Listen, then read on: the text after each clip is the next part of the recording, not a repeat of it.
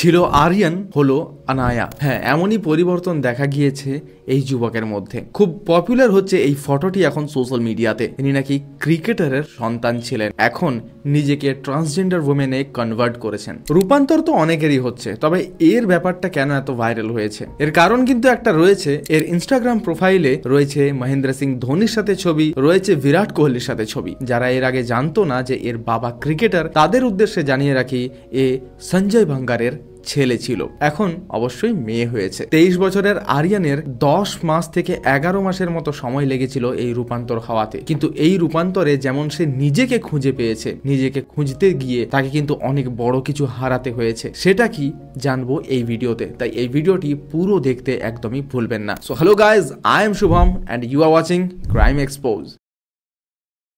23 বছর বয়সে আরিয়ান নিজের হরমোনাল রিপ্লেসমেন্ট থেরাপি করায়। 11 মাস ধরে এই থেরাপি চলাতে তার শরীরের মধ্যে বেশ চেঞ্জ দেখতে পাওয়া যায়। আরিয়ান সমস্ত কিছু কমপ্লিট হয়ে যাওয়ার পর নিজের নাম আরিয়ান থেকে বদলে আনায়া রেখে নেয়, আনায়া বাঙ্গার। এখন তার এটাই নতুন পরিচয়। তার রূপ কিছুটা এই ধরনের হয়েছে।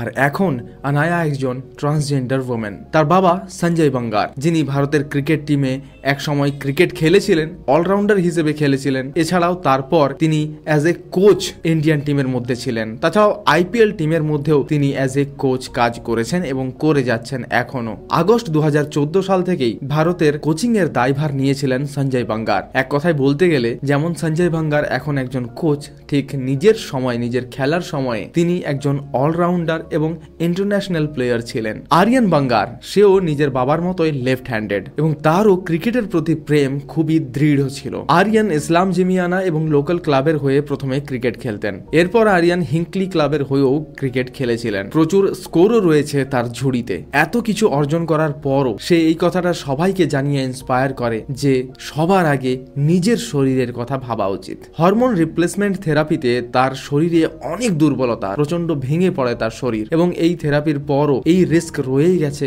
যে তার জরায়ুতে ক্যান্সার পর্যন্ত হতে পারে। কিন্তু তবুও কালকের আরিয়ান, আজকের আনায়া সোশ্যাল মিডিয়াতে পোস্ট করে জানায়, losing strength but gaining happiness. তবে শুধুমাত্র এই রূপান্তরের জন্যই তো সে ভাইরাল হয়নি বা এই ছবিটি ভাইরাল হচ্ছে না। ভাইরাল হচ্ছে তার বাবাকে নিয়ে, ভাইরাল হচ্ছে সেই সমস্ত ছবিগুলো যে সমস্ত বড় বড় ক্রিকেটের তারকাদের সাথে তোলা, এবং তার শরীরের অদম্য ক্ষমতা, সেই সমস্ত কিছুর জন্য ভাইরাল হচ্ছে। যেমন সে নিজেকে খুঁজে পেয়েছে, যেমন সে নিজের হ্যাপিনেসকে এখন খুঁজে পেয়েছে, তেমনি হারাতে হয়েছে নিজের জীবনের সব থেকে মূল্যবান জিনিস, সব থেকে প্রিয় জিনিস, ভারতের হয়ে ক্রিকেট খেলা। হ্যাঁ, এটা তাকে সম্পূর্ণভাবে হারাতে হয়েছে, কারণ এখনো অবধি ভারতে ট্রান্সজেন্ডার বা ট্রান্সজেন্ডার ওমেনদের জন্য ক্রিকেট খেলার কোনো অধিকার নেই বা কোনো জায়গা নেই। এইটা তাকে সব থেকে বড় দুঃখ দিয়েছে। সে নিজের ইনস্টাগ্রামে পোস্ট করে জানিয়েওছে যে এটা আমাদের বিসিসিআই কে বা ইন্ডিয়ান ক্রিকেট টিমকে ভাবতে হবে যে আমরাও খেলতে চাই, আমিও যেন এই খেলাটা খেলতে পারি, ভারতের হয়ে খেলতে পারি। সে এখনো ট্রেনিং করে চলেছে। ক্রিকেটের প্রতি তার যে ভালোবাসা রয়েছে সেটিকে কমতে দেয়নি। সে এও জানিয়েছে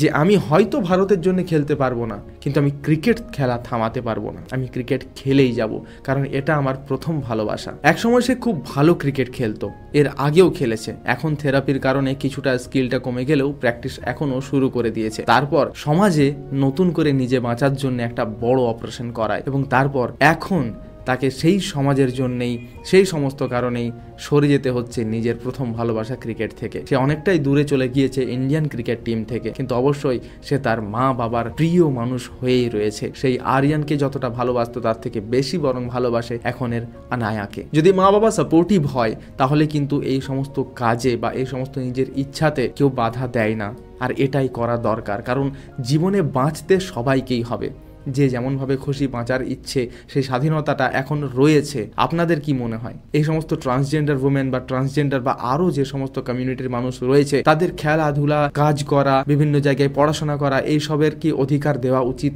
নয়? সমাজ তো এখন চেঞ্জ হচ্ছে, হতে পারে আজ নয়, কিন্তু 10 বছর পরেও এই সমস্ত কিছু সবার জন্য খোলা থাকবে। আমাদের জেন্ডারের জায়গায় শুধু মেল আর ফিমেল থাকবে না, প্রত্যেকটির আলাদা আলাদা ভাগ করা থাকবে। এটা হতে হয়তো আর বেশি দেরি নেই, কিন্তু লড়ে যেতে হবে তাদেরকেই যারা এই কাজের জন্য এগিয়ে চলেছে বা এই কমিউনিটিতে থেকে অনেক ওপরে ওঠার চেষ্টা করছে। আজকের এই ভিডিওটি কোনো বড় কেস বা ক্রাইম ছিল না, এটা একটা ভালো নিউজ ছিল সবার জন্য, সবাইকে ইন্সপায়ার করার মতো। আপনার ভিডিওটি কেমন লাগলো কমেন্ট করে জানাতে একদমই ভুলবেন না, আর এই ধরনের ভালো নিউজও দেখার জন্য আমাদের চ্যানেলকে সাবস্ক্রাইব করবেন। So hello guys, I am Jack and you are watching crime expose.